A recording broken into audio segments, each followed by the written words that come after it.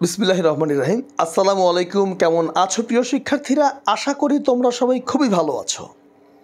আজ আমি হাজির হয়েছি তোমরা যারা অনার্স থার্ড ইয়ারের পরীক্ষা দিচ্ছ তাদের খুবই গুরুত্বপূর্ণ একটি বিষয় বিজনেস স্ট্যাটিস্টিক্স। এটি হচ্ছে তোমরা যারা ম্যানেজমেন্ট ডিপার্টমেন্টে আছো তাদের খুবই গুরুত্বপূর্ণ একটি বই। তো এই বইটি থেকে আজকে আলোচনা করব অধ্যায় 9, শেষ অধ্যায়টির একটি সাজেশন নিয়ে আলোচনা করব, ইন্ডেক্স নাম্বার।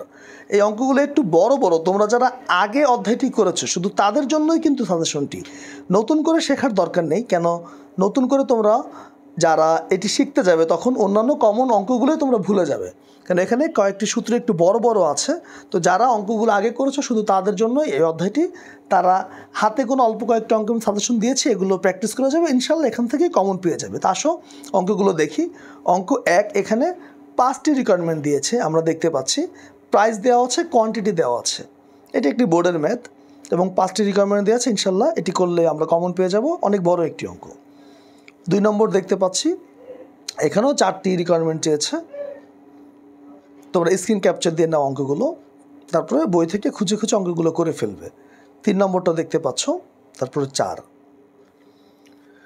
এরপরে আছে 5 নম্বর অঙ্কটি, খুবই গুরুত্বপূর্ণ একটা অঙ্ক 5। আর তোমরা এই অঙ্কগুলো যদি না পারো, কোনটা কোনটা পারবেন আমাকে কমেন্টস করে জানাবে। আমি চেষ্টা করব এই 2-1 দিনের মধ্যেই অঙ্কগুলোর সমাধান করে দেওয়ার জন্য। 6। এবার দেখো 7 অঙ্ক শেষ, মাত্র 7টি অঙ্ক দিয়েছি।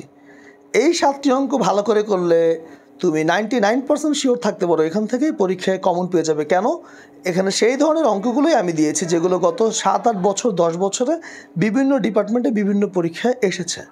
তো ঠিক আছে, তোমাদের সবার পরীক্ষা যেন ভালো হয়, তোমরা যেন সুস্থভাবে পরীক্ষাটি দিতে পারো এবং ভালো একটি ফলাফল করতে পারো, সেই প্রত্যাশা রেখে আমি আজকের মতো বিদায় নিচ্ছি।